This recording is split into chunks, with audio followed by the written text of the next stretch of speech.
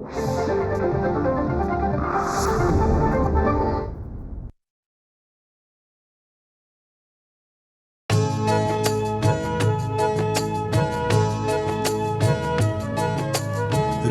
स्पंदन ठेवून नाती नूतन नित्य गुंफते ती.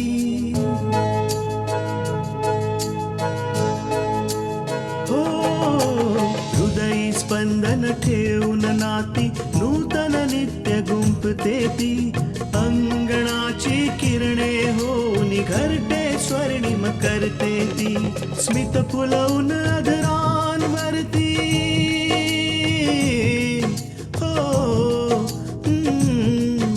स्मित फुलवून अधरांवरती वेदनेत सुख देते ती. लेक वहिनी आई होऊन जीवन आभा होते ती. सुकन्या सुकन्या सुकन्या आमच्या कन्या.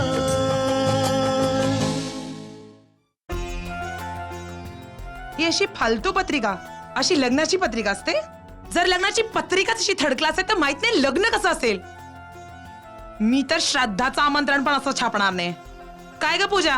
होय, अगदी बरोबर. कशी आहेस तृष्णा? मी मजेत आहे. पण तुम्हाला इथला नंबर कसा मिळाला? सिंपल, टेलिफोन डिरेक्टरी मधून. ओहो, खूप स्मार्ट आहात तुम्ही. तो तर मी आहेच. आणि मला पूर्ण विश्वास आहे की आपल्या मुली सुद्धा सासरकडच्यांचं मन तुझ्यासारखंच चिंतील. तू बघशीलच आपल्या मुलींना सासू सासरे पण अगदी प्रेम मिळतील. लावा रे लावा हळद माझ्या मुलाला, सौभाग्याची हळद लावा रे त्याला.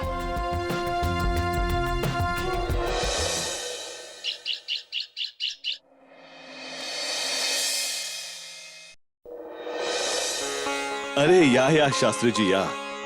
नमस्कार. तुमचीच वाट बघत होतो. नमस्कार. आमची मुलगी तृष्णा, तिची आज हळद आहे आणि आम्ही नाही येणार, हे कसं काय होऊ शकतं? बरोबर ना? हो अगदी. आता शास्त्रीजी आलेच आहेत तर तृष्णाला हळद लावायला सुरुवात करायला हो हो शास्त्रीजी, तुम्हीच सुरू करा हळद लावायला. या या शांतीजी या.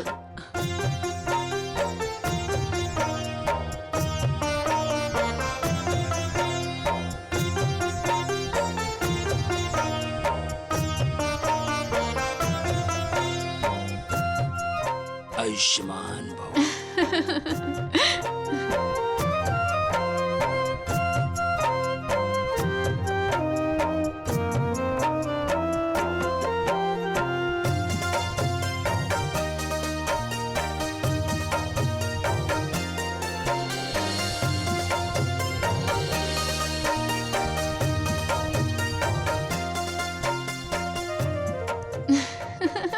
तुम्ही सुरू करा.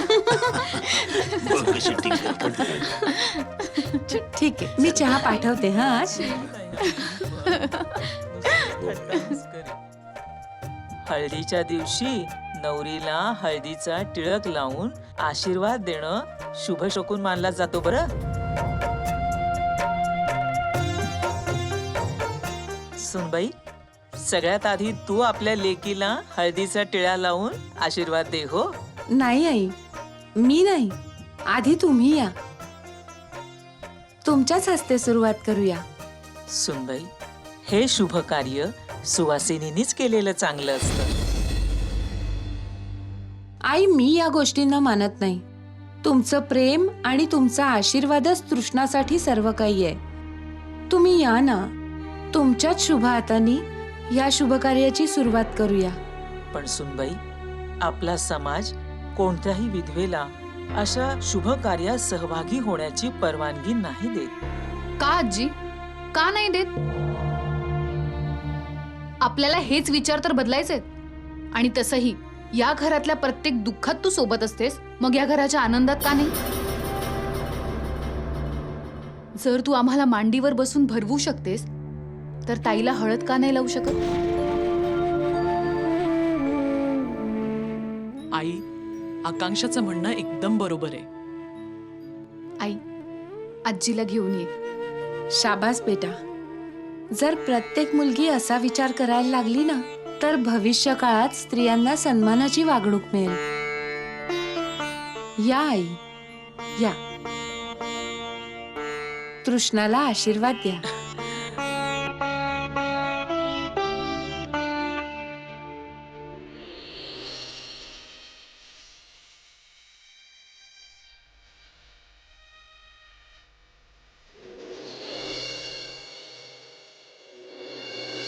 सदा सुखी रहा.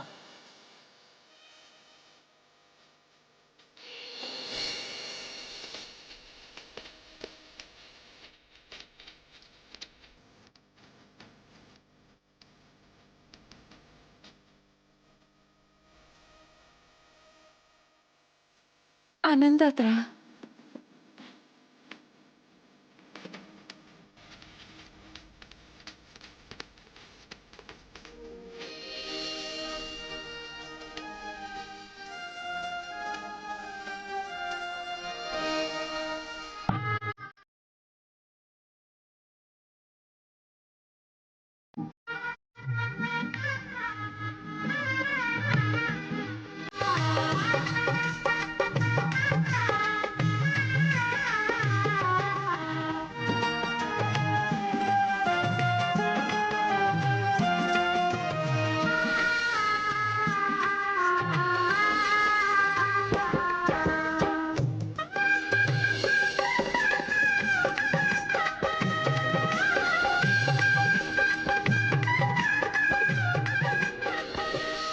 अरे माझ्या ताईची हळद आहे आणि काहीच धमाल मस्ती नाही.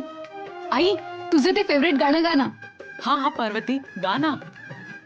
गोऱ्या गोऱ्या हातावर मेहंदी ही काढून डोळ्यात काजळ घालून हळद लावूया लेकीला माझ्या साजण जाईल तिला घेऊन.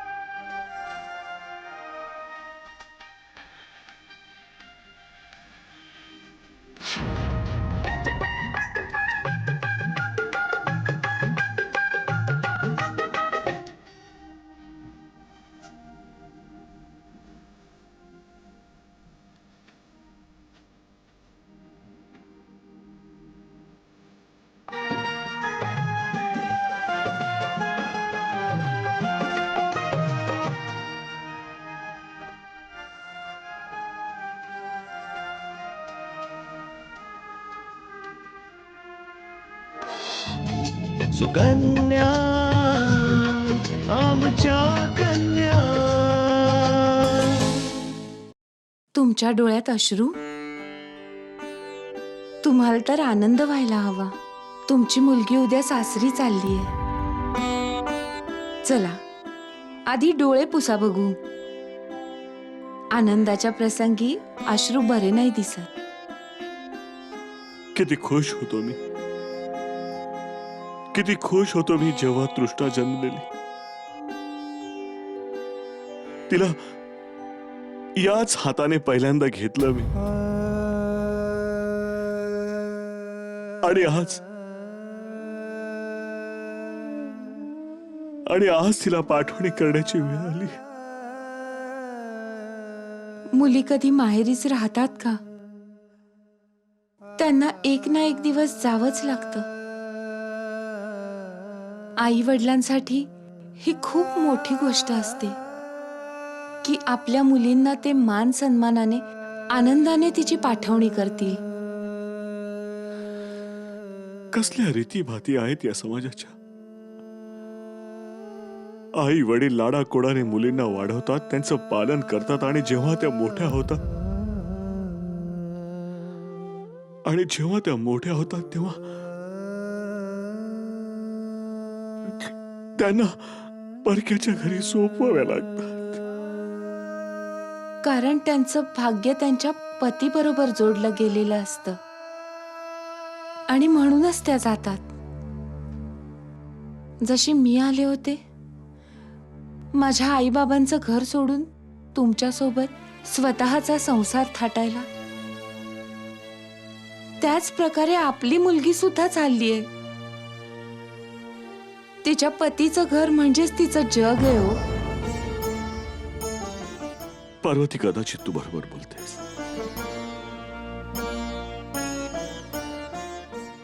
तू एक आई असल्यामुळे तुझं मन घट्ट आहे, पण मी तर बाप आहे ना ग, म्हणूनच कमजोर पडलोय. मी माझ्या मुलीला दूर जाताना नाही बघू शकत ग, नाही बघू शकत. तुम्ही बरोबर बोलताय. मुलीच्या पाठवणीच्या वेळी आईचं मन आपोआपच घट्ट होऊन जातं, कारण ती स्वतःही हे सर्व भोगून आलेली असते आणि मग एक दिवस आपल्या मुलीला सुद्धा निरोप देते. आता या घरात तिच्या फक्त आठवणी राहतील, फक्त आठवणी.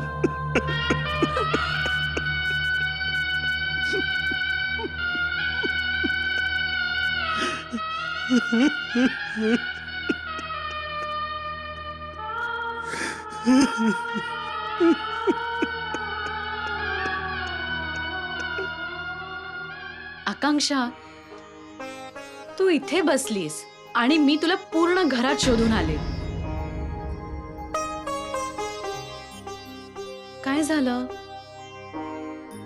कसल्या विचारात पडलीस? काही नाही, आपल्या जुन्या आठवणींमध्ये रमले होते. ओफो, तू पण ना विनाकारण जुन्या गोष्टींबद्दल विचार करत असतेस.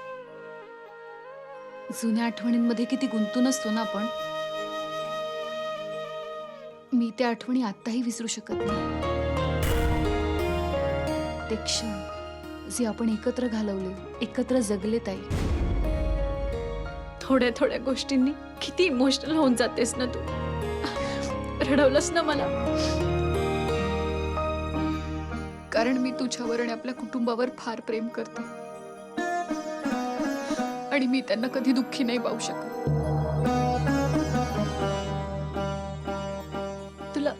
तुला माहितीये, ही एक गोष्ट मला खूप जास्त त्रास देते की इथे या घरात तू आहेस जी माझी काळजी घेते, पण तिथे कोण असेल जी माझी इतकी काळजी घेईल? जिजू घेतील ना तुझी काळजी. त्यांचं तुझ्यावर खूप प्रेम आहे. पण माहित नाही ताई, तरी पण खूप वाईट वाटतं. उद्या तुझं लग्न आहे. आपलं हे घर तू कायमचं सोडून जाशील आणि माझ्याकडे फक्त आपल्या आठवणी राहतील. अगं वेडे, मी जरी या घरातून जाणार असले तरी याच शहरात असणार आहे ना. शहरातून बाहेर थोडीच जाते मी. हो, पण राहणार तर सासरीच ना. मग इथे माझ्याशी बोलायला कोण असणार आहे? अच्छा ठीक आहे, जेव्हा तुला माझी आठवण येईल ना तेव्हा मला कॉल करत जा. मी लगेचच तुला भेटायला येत जाईन. नक्की येशील ताई? हो नक्की येईन. मी पण माझ्या गोड बहिणीला भेटल्याशिवाय कशी राहू शकेन? होके पराई तू अपनों से सजाना अपना सपना अपनी लो से रोशन करना अपने पिया का अंगना सुकन्या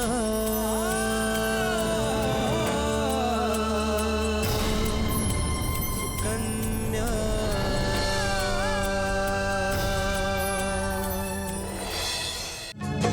सुकन्या आमच्या कन्या. तृष्णा,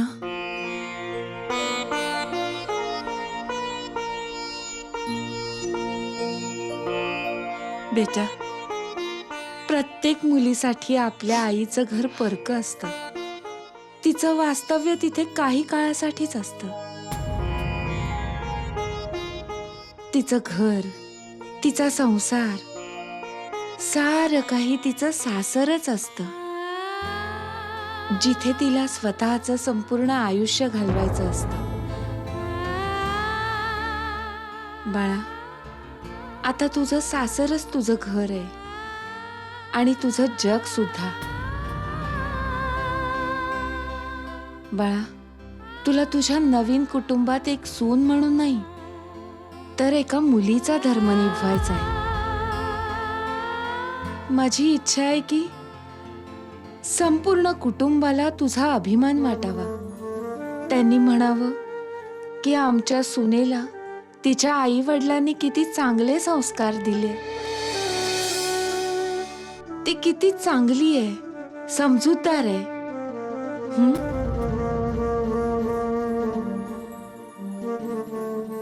बाळा, माझा आशीर्वाद आहे. तू सदैव सुखात आणि आनंदात राहा. आई,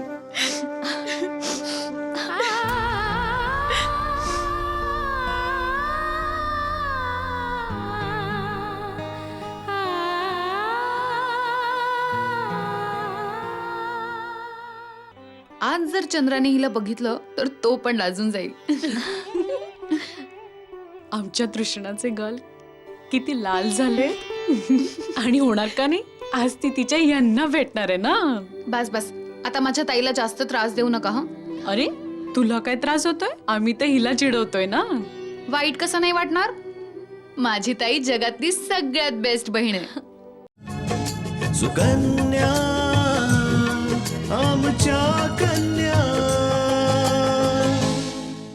हो स्मित फुलवून आदरांवरती वेदनेत सुख देते ती लेक वहिनी आई होऊन जीवन आभा होते ती. सुकन्या सुकन्या सुकन्या आमच्या